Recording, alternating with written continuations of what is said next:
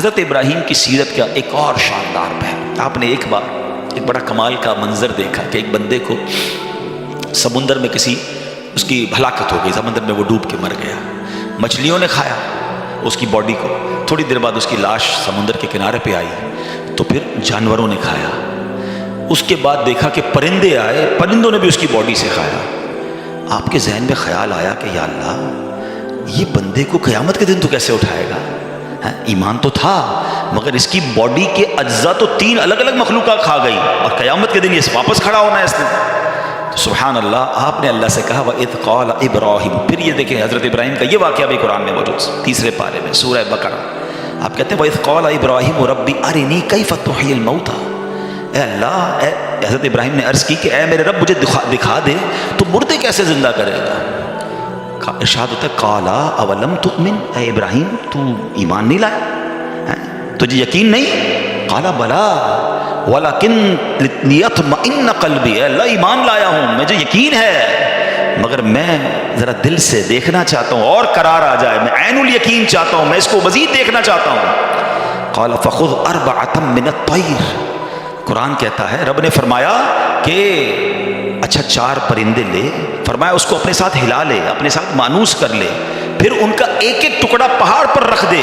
منہن جزءا ثم ادعوہن یأتینک سعیا، فرمایا پھر انہیں بلا، وہ تیرے پاس چلے آئیں گے پاؤں سے دوڑتے، وَاعْلَمْ أَنَّ اللَّهَ عَزِيزٌ حَكِيمٌ، اور جان رکھ اللہ غالب حکمت والا ہے۔ اب ہوا کیا، حضرت ابراہیم کو حکم ہوا کہ 4 پرندے لیں، اب آپ نے 4 پرندے الگ الگ لیے، مور لیا، کبوتر لیا، آپ نے مرغ لیا اور ایک گدھ لیا، ان 4 کو اپنے ساتھ تھوڑا ٹائم رکھا تاکہ وہ آپ سے انسیت پالے، تاکہ 4 کے بارے میں کنفرم بھی ہو جائے کہ یہی 4 ہے، کوئی اور مکس نہ ہو جائے۔ اس کے بعد آپ نے 4 کو ذبح کیا، 4 کا قیمہ بنایا اور 4 کا قیمہ مکس کر دیا، 4 کا الگ الگ نہیں، 4 کا ٹوٹل مکس کر دیا اور اس کے چھوٹے چھوٹے پیس سمجھ لیں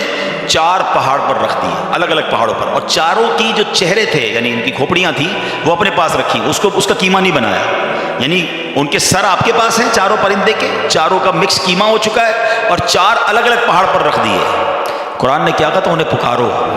اب یہ بھی ذرا میں آگے آ کے بتاؤں گا اس ایک خوبصورت آیت کے اس جز سے کیا سیکھنے کو مل رہا ہے۔ قرآن نے کیا کہا کہ انہیں پکارو،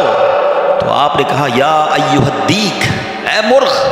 یا ایتھا الحمامہ، اے کبوتر، یا ایھا النسر، اے گدھ، یا ایھا الطاؤس، اے مور۔ آپ کی پکار پر وہ 4 پرندے جو ہیں ان کا قیمہ اب آسمان پر اڑنا شروع ہوا۔ فکشن، گرافکس، آج کل اینیمیشن کا دور ہے، کمپیوٹر پر جناب لوگ بہت ساری چیزیں بنا لیتے ہیں۔ سنو 5000 سال پہلے قرآن میں یہ واقعہ موجود ہے کہ کیا ہوتا ہے، ان 4 کا قیمہ اڑتا ہے، اور اب جس کا مرغ کا ہے وہ مرغ کی طرف، مور کا ہے تو مور کی طرف، کبوتر کا 4 کے جسم پورے کمپلیٹ ہوتے ہیں، سر نہیں ہے، سر تو آپ کے پاس ہے نا، وہ 4 پرندے بغیر سر کے دوڑتے ہوئے آپ کے پاس آتے ہیں، زندہ ہو جاتے ہیں مگر سر نہیں ہے، قریب آتے ہیں تو حضرت ابراہیم نے ان کا سر جو ہے وہ واپس ان کے پاس لگا دیا، سب سر بھی ان کا لگ گیا، آ کر دانا چگنے لگ گئے۔ حضرت ابراہیم نے اپنی آنکھوں سے مردوں کو زندہ ہونے کا واقعہ دیکھا اور آپ کے دل کو اطمینان اور قرار آیا، میرا رب یہ ہے۔ کیسے کہتے کسی کو شیر کھا جائے، کسی کو مچھلی کھا جائے، کسی کی سمندر میں موت آ جائے، معاذ اللہ کسی کے پرخچے اڑ جائیں، کوئی آگ میں راکھ ہو جائے، میرا رب چاہے تو سب کو دوبارہ جسم، ان کی تمام باڈی کو پھر کریٹ کرے گا اور وہ قیامت کے دن جمع ہوں گے۔ حضرت ابراہیم نے یہ اپنی آنکھوں سے دیکھا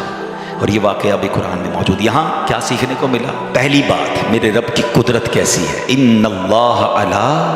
کل شیء قدیر، ٹھیک ہے۔ دوسری بات، علماء کہتے ہیں، صوفیانہ تفسیر اس کی لکھی گئی کہ 4 پرندے کیوں لیے گئے، کبوتر، مور، گدھ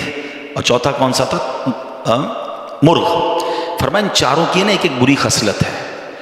مرغ ہے اس کے اندر شہوت بہت ہے، جو کبوتر ہے اس کو اپنی اڑان پر بڑا ناز ہے، بڑا تکبر ہے، بہت اونچا اڑتا ہے۔ فرمایا گدھ جو ہے اس کا کیا پرابلم ہے، گدھ کے بارے میں فرمایا کہ وہ لالچی بہت ہے۔ اچھا، پھر اس کے بعد ایک اور پرندہ ہے مور، اس کو اپنی خوبصورتی پر بڑا ناز ہے، خوبصورتی کی وجہ سے بڑا پراؤڈ فیل کرتا ہے۔ تو فرمایا یہ 4 بری عادتیں ہیں اس کو ذبح کر کے یہ پیغام دیا گیا کہ اگر تم بھی اپنی اونچی اڑان، اپنے اونچے مرتبوں، اپنے اونچے مقام کا تکبر چھوڑ دو، اپنی خوبصورتی پر گھمنڈ کرنا چھوڑ دو، ہوس اور شہوت کے بعد اپنے آپ کو بچا لو، لالچ کر کے دنیا کے مال کے پیچھے بیڑا غرق اپنا نہ کرو، اگر ان عادتوں کو ذبح کر دو تو اللہ آج بھی تمہارے دل کو زندہ فرما دے گا۔ ان کو زندہ کیا نا، فرمایا ان عادتوں کو ختم کرو، رب تمہارے دل کو زندہ فرمائے گا اور اس میں نور داخل فرما دے گا۔ علماء نے اس کی صوفیانہ تفسیر یہ لکھی۔ اور اب ایک اور عقیدے کی بات بھی، کنفیوژن پھیلانے والے بہت کنفیوژن پھیلاتے ہیں، میں تو قرآن سے آج آپ سے بات کر رہا ہوں نا۔ اللہ نے کیا کہا کہ انہیں پکارو، وہ تو دنیا میں نہیں تھے پرندے، مر چکے تھے، کیما بن چکا ہے، کیما بنے ہوئے پرندوں کو رب کہہ رہا ہے پکارو۔ حضرت ابراہیم نے کیسے پکارا، یا ایھا الدیک، یا ایتھا الحمامہ، آپ کبوتر کو پکار رہے ہیں، آپ گدھ کو پکار رہے ہیں، قرآن کہہ رہا ہے پکارو اور نبی پکار رہے ہیں۔ آج کسی کو نہ جانے یا رسول اللہ سے پرابلم ہو جاتی ہے، کسی کو یا غوث پاک سے یا پرندوں کو پکار رہے، قرآن کہہ رہا ہے، تو اس کا مطلب دنیا سے اگر کوئی چلا بھی جائے تو اس کو پکارنے میں کوئی خدا نہ خواستہ پرابلم نہیں ہے۔ اللہ سمجھ کے تھوڑی پکارتا ہے کوئی، اللہ کے بندے سمجھ کے نہیں پکار رہے ہیں نا، اللہ